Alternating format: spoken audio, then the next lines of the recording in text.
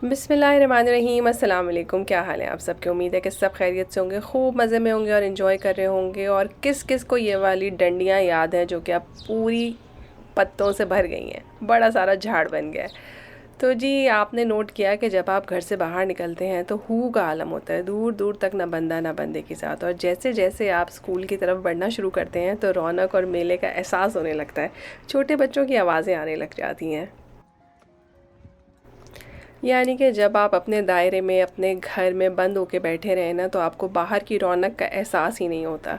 तो जब तक आप बाहर नहीं निकलते हैं, चीज़ों को एक्सप्लोर नहीं करते हैं, तब तक आपको अंदाज़ा ही नहीं होता कि दुनिया में क्या कुछ है। तो वैसे छोटी सी बात कि आप अपने बच्चे को स्कूल लेने आए हैं, लेकिन डेफ़िनेटली जब आप अपने घर से बाहर निकलें तो इस तरह की बहुत सारी ऑब्ज़र्वेशंस जो हैं वो आप कर सकते हैं। तो कहने का मकसद ये है कि आजकल मौसम जो है वो अच्छा है, घर से बाहर निकला करें, थोड़ी सी वॉक किया करें, अपने बच्चों के साथ टाइम गुजारा करें। और अगर बच्चे बड़े हैं या बच्चे नहीं हैं तो अपने साथ टाइम गुजारा करें। चलें जी, आज हम बनाने लगे हैं एक और डिश। अच्छा, ये वाली जो डिश है ना, मैंने बहुत दफ़ा पहले बनाई है, लेकिन हमेशा जो है मैं उसको दूसरे तरीके से बनाती थी। और आज की डिश जो है वो बहुत सारी ख़वातीन को जो है ना वो बहुत कॉमन सी डिश लगेगी, और वो है कोफ्ते। यानी कि कोफ्ते बनाना कौन सी मुश्किल बात है। आई बिलीव कि आप में से बहुत सारे लोग जो हैं वो बहुत आराम से कोफ्ते बनाते होंगे और बहुत अच्छे कोफ्ते बनाते होंगे। लेकिन कोफ्ते का मामला भी ना मेरे साथ वही है जो कि ज़र्दे का होता था। यानी कि मुझे जो है वो लोगों के घर में कोफ्ते खा के मज़ा बहुत आता है। कच्चे कीमे के कोफ्ते जो लोग बनाते हैं उनका टेस्ट ही डिफरेंट होता है, उस सालन का ही मज़ा कुछ और होता है। लेकिन मैं हमेशा जब भी कोफ्ते बनाती हूँ तो कोफ्तों को फ्राई करके बनाती हूँ, क्योंकि मुझे डर लगता है कि कोफ्ते जो हैं वो सालन में जाके टूट जाएंगे। लेकिन बस अब मेरे ज़हन में आया कि कब तक दूसरों के घर में जाके कोफ्ते खाएंगे और इन्जॉय करेंगे। तो एक दफ़ा जो है वो घर में भी ट्राई कर लेना चाहिए। ज़्यादा से ज़्यादा क्या होगा, टूट के बिखर जाएंगे तो कोई बात नहीं, हम कीमा पका लेंगे। तो बस आज जो है वो मैंने अपनी बड़ी बेटी को साथ में लगाया, मैंने कहा आइए मैं आपको कोफ्ता बनाने सिखाऊं। तो यहाँ पे जो है वो ब्लेंडर में हमने अच्छी तरह से जो है वो प्याज, हरी मिर्चें और हरा धनिया, इसको हमने जो है वो चॉप कर लिया। आप देख लीजिए अच्छा खासा बारीक हो गया। कीमे को जो है वो मैंने निकाल के रख दिया था, थोड़ी देर मैंने इसे फ्रिज में रखा ताकि इसका सारा पानी जो है वो ड्राई हो जाए। अच्छा खासा रूखा कीमा है। तो अब इसको जो है वो मैं इन सारे मसालों के साथ ब्लेंड कर लूँगी। इसके अंदर मैंने 2 टेबलस्पून शान का कोफ्ता मसाला डाला है। मुझे ऐसा लग रहा था कि इससे कोई बहुत शानदार किस्म का मसाला तैयार हो जाएगा, लेकिन मुझे लगता है कि आप अपने मसालों से भी बनाएंगे ना तो अच्छा ही मज़ा आएगा। वैसे तो किसी भी तरकीब में ये नहीं था कि आप इसके अंदर ब्रेड क्रम्स या भुना हुआ बेसन डालें। जो तरकीब मैं फ़ॉलो कर रही थी वो तो कह रहे थे कि बस कीमा पीसें और बॉल बनाएं और शोरबे में डाल दें, लेकिन बस मुझे डर लग रहा था तो मैंने इसके अंदर थोड़े से जो है वो ब्रेड क्रम्स और 1 टेबलस्पून भर के जो है ना वो भुना हुआ बेसन डाल दिया। तो अब कोफ्ते बनाने का काम स्टार्ट करते हैं। ये मेरी बेटी साहब हैं जिन्होंने कहा कि मैं तो हाथ नहीं लगा रही इसको, तो उन्होंने ग्लव्स पहने और ग्लव्स पहन के किस कदर मोहब्बत से जो है वो टेढ़े मेढ़े कोफ्ते बना रही हैं। आप भी देखिए।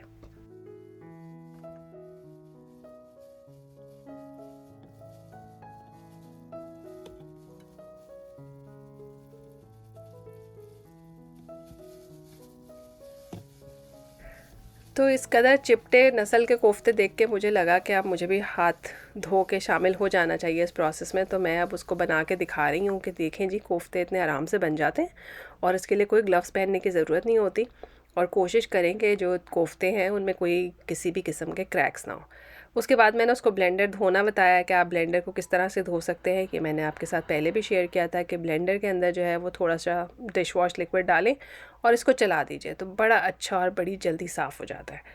तो बस जी, कोफ्ते तैयार हैं। उसे मैंने 15 मिनट के लिए रख दिया फ्रिज में। वैसे पता नहीं ज़रूरत है या नहीं।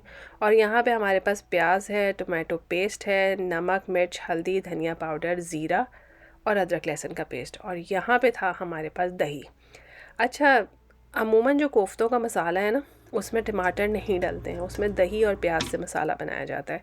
लेकिन आप लोगों को मेरी मोहब्बत तो पता ही है, जो टमाटो प्योरी के साथ मुझे एक ख़ास किस्म का लगाव है। तो वो बस मैंने 2 टेबलस्पून डाल दिया, वरना इसकी कोई ज़रूरत नहीं है। अगर आपके पास फ्राइड प्याज नहीं है तो आप पहले 2 प्याज को अच्छी तरह से जो है वो फ्राई कर लीजिए। उसके बाद उसके अंदर नमक, मिर्च, हल्दी और ज़ीरा और धनिया पाउडर अपनी चॉइस के हिसाब से डालिए। बस ये याद रखें कि कोफ्तों में ऑलरेडी थोड़ा सा नमक मिर्च है। तो बस इसके अंदर दही डाल के जो है वो इसको अच्छी तरह से भून लेंगे। अब यहाँ पे आता है असल काम।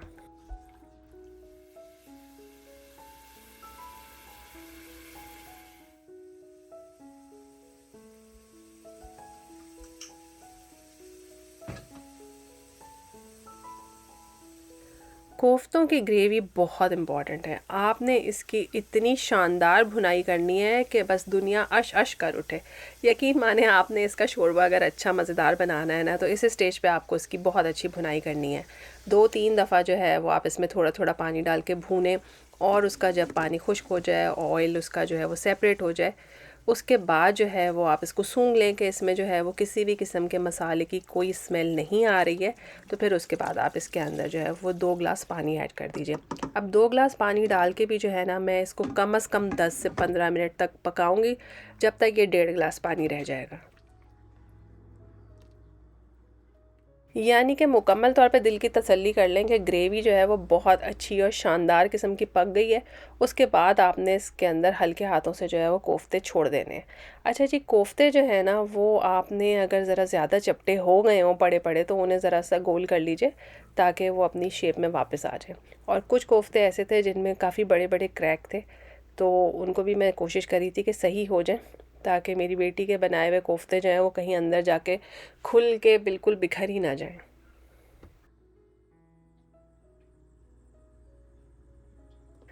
और जी, आलू कोफ्ते अंडे कोफ्ते का कॉम्बिनेशन होता ही है। वैसे तो मेरा इरादा सिर्फ़ और सिर्फ प्लेन कोफ्ते बनाने का था, इसमें कोई अंडे आलू डालने का कोई इरादा नहीं था। लेकिन मेरी एक दोस्त है, उनकी तबीयत कुछ ठीक नहीं थी, तो मैंने सोचा उनके घर भी कोई सालन भेजूंगी, तो थोड़े से मैंने अंडे इसलिए बॉईल कर लिए कि बाज़ बच्चे जो हैं वो मीट बॉल पसंद नहीं करते, तो हो सकता है कि वो अंडे देख के शौक़ से इस सालन को खा लें। तो उनके लिए मैंने अंडे बॉयल होने के लिए रखे हैं। और कोफ्तों को आपने बिल्कुल हल्के हल्के हिलाना है, इसमें कोई चम्मच नहीं मारना, अदरवाइज़ इनका पूरा शिराज़ा बिखर जाएगा और आपकी सारी की सारी मेहनत जो है वो बेकार जाएगी।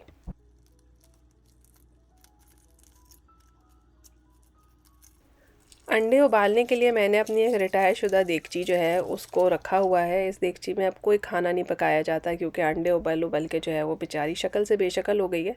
अंडे और आलू अगर किसी चीज़ में उबाले जाएँ तो अमूमन वो बर्तन जो है वो शक्ल ज़रा ख़राब कर लेता है अपनी, तो फिर दिल नहीं चाहता कि उसमें खाना पकाया जाए। और जी, वहाँ पे जो है मैंने अंडे थोड़े से फ्राई होने के लिए रख दिए हैं, और यहाँ पे मैंने कोफ्तों पे डाल दिया है गरम मसाला।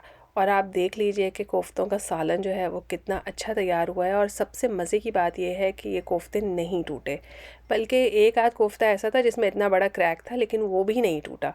तो अल्हम्दुलिल्लाह अल्हम्दुलिल्लाह मेरा तजुर्बा बड़ा कामयाब हो गया। और मुझे पता नहीं क्यों शक था कि अंदर से कच्चे तो नहीं होंगे, लेकिन अल्हम्दुलिल्लाह कच्चे नहीं थे। 20 से 25 मिनट जो है वो मैंने इनको मीडियम आंच पे ढक के पकाया है, और ज़बरदस्त किस्म के कोफ्ते तैयार हो गए हैं। कीमा बहुत अच्छा गला था, इस पूरी ग्रेवी में बड़ा ज़बरदस्त किस्म का फ्लेवर था।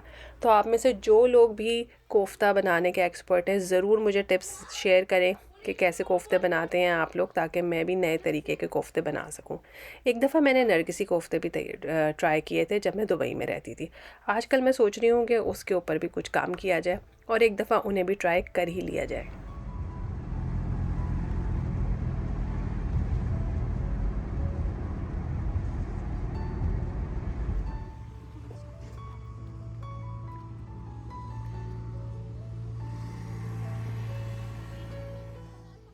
और जी, कोफ्ते पकाए, खाए, बड़ा मज़ा आया। अपनी दोस्त के घर भी भेज दिए, अल्हम्दुलिल्लाह उन्होंने भी शौक़ से खा लिए। और यहाँ पर हम आ गए हैं सिनेमा। बहुत अरसे से हमारा दिल चाह रहा था एक फ़िल्म देखने के लिए। लास्ट वीक भी ये रह गई थी, लेकिन हमने सोचा कि इस दफ़ा हम इसको नहीं मिस करेंगे। आप लोगों को एक मज़े की बात बताती हूँ कि ट्यूसडे को जो है वो सिनेमाज़ में टिकट्स की प्राइसेस कम होती हैं। तो अगर आपको कोई फ़िल्म देखनी है तो उसके लिए ट्यूसडे बेस्ट दिन होता है। लेकिन होता वर्किंग डे है, तो अमूमन जो है वो मिस ही हो जाता है हमसे। लेकिन बहरहाल हमने सोचा था कि इस दफ़ा जो है हमने किसी भी हालत में इसको मिस नहीं करना, और जाके जो है वो फ़िल्म देखनी ही देखनी है। तो बस जी, जब आप फ़िल्म देखने जाएं तो बच्चे तो ऐसे कि कभी ज़िंदगी में पॉपकॉर्न नहीं देखे, कभी कोई टॉफ़ी चॉकलेट नहीं देखी, तो बस लाजमी है कि आपने उनको पॉपकॉर्न ख़रीद के देने, चाहे उनके पेट में जितने मर्ज़ी कोफ्ते घूम रहे हैं, लेकिन उन्होंने पॉपकॉर्न ज़रूर खाने हैं।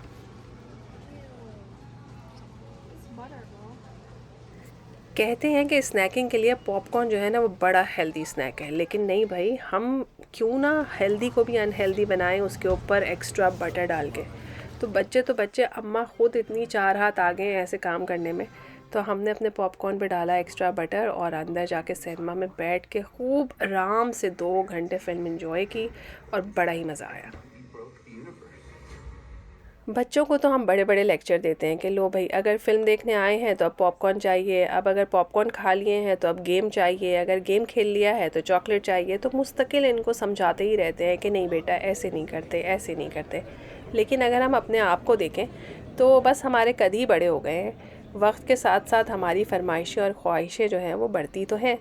अगर एक गाड़ी है तो दूसरी चाहिए, अगर एक तरह का फ़ोन है तो उससे बेहतर फ़ोन चाहिए, है ना। इसी तरह की बहुत सारी चीज़ें हैं, इसी तरह की बहुत ख्वाहिशें हैं जो हमारे आस पास मंडलाती रहती हैं। तो अल्लाह ताला हम सबको कनात पसंद बनाए, जो है, जितना है, जैसा है, उसके अंदर खुश रहने की तौफीक अता फ़रमाए। आमीन सुम्मा आमीन।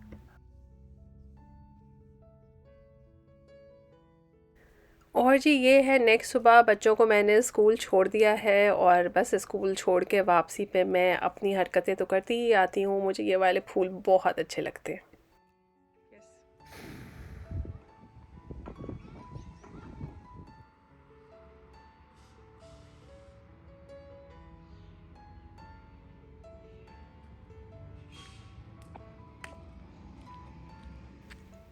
आज मैंने सोचा था कि आज अपनी फ्रेंड के घर जो है वो कुछ और सालन पका के भेजूंगी, तो बस उसकी तैयारी करने के लिए आई थी। और हमारे घर के पास ही एक ग्रॉसरी स्टोर है, वहाँ से हमने कुछ बेसिक चीज़ें ख़रीदी और लेके मैं घर आ गई।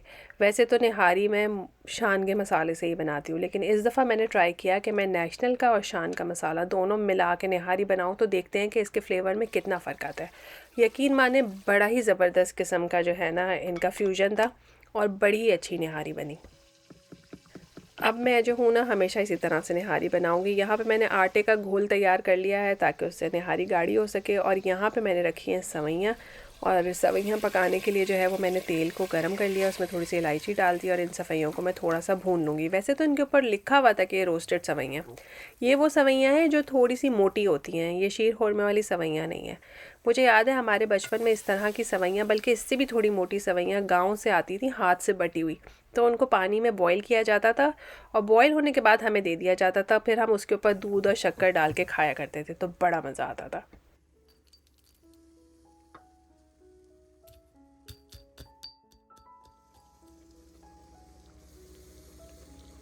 जब मैंने ये फ़र्स्ट टाइम बनाई थी ना, तो मैंने इन्हें दूध में पकाया था, मगर वो बहुत अच्छी गली नहीं। तो उसके बाद से अब मैंने 1 कप पानी डाल के जो है वो अच्छी तरह से बॉईल कर लेती हूँ। इसमें ये बहुत अच्छी और मज़ेदार सी गल जाती हैं। इसके बाद आप इसके अंदर जो है वो दूध शामिल करें। अच्छा, इसमें आप जिस तरह के भी चाहे नट्स शामिल कर सकते हैं। थोड़ा सा कंडेंस मिल्क का जो टिन है, हाफ़ ऑफ़ द टिन मेरे पास फ्रिज में रखा हुआ था, तो मैं उसको इसमें शामिल कर दूँगी। चीनी की अगर कोई कमी बेशी हो तो आप उसको एडजस्ट कर सकते हैं, ज़ाहिर है, चख के। और उसके बाद मैं इसमें 2 कप दूध डालूँगी और हल्की आंच पे रख दूँगी। तो चूँकि ये मोटी सवैयाँ हैं तो ये नूडल्स की तरह ना थोड़ा स्टार्च छोड़ती हैं, तो थोड़ी देर बाद जो है वो बड़ा अच्छी सी गाढ़ी सी जो है वो सवैयाँ तैयार हो जाएंगी और आप उसे एंजॉय कर सकते हैं। तो मेरे तो आजकल यही काम है कि खाना पकाओ और साथ में एक छोटा सा मीठा भी बनाओ। तो आजकल बहुत मीठे की क्रेविंग हो रही है। अल्लाह ताला हमारे सब के वज़नों पे रहम करे और हमें जो है वो हेल्दी रहने की और एक्टिव रहने की तौफ़ीक अता फ़रमाए, ताकि हम इस तरह के मज़ेदार मज़ेदार मीठे आराम से खा सकें। और जी यहाँ पे मैंने आटे की स्लरी इसमें डाल के इसे मिक्स कर दिया था। अब मैं इसको बघाड़ दूँगी। बघाड़ते हुए इसके ऊपर मैंने शान का थोड़ा सा मसाला डाला है। अगर आप शान का मसाला नहीं इस्तेमाल करना चाहते तो यहाँ पे आप थोड़ा सा नमक और कश्मीरी लाल मिर्च डाल सकते हैं। उससे होता ये है कि निहारी आटा डालने के बाद जो एक हल्के रंग की हो जाती है ना, तो अचानक से खूबसूरत लाल रंग की हो जाती है। तो वो अब आपकी चॉइस है, उसका थोड़ा रंग और रूप जो है वो निखर जाता है इस तरह की हरकतें करने के बाद। और आप सबका बहुत शुक्रिया जिसने मुझे नमाज़ का टाइम बताया। मुझे बड़ा मज़ा आया कि वाकई आप लोग मेरी बात सुनते हैं और आपने मेरे साथ शेयर किया।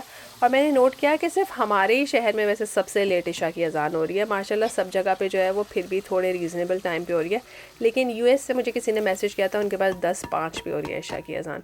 वो भी थोड़ा लेट ही है, लेकिन चलें जी, इंशाल्लाह ताला ये टाइम भी खैर से गुज़र जाएगा। और आप लोगों के पास मौसम कैसा है और आप लोग क्या नया देखना चाहते हैं, क्या करना चाहते हैं, ज़रूर मुझे बताइए।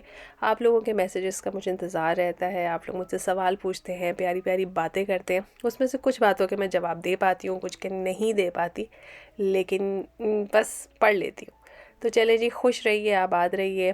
फिर मिलेंगे एक नए मज़ेदार से व्लॉग में। दूसरों को आसानियाँ दीजिए ताकि अल्लाह ताला आपको ढेरों ढेर आसानी दे। अल्लाह हाफ़िज़।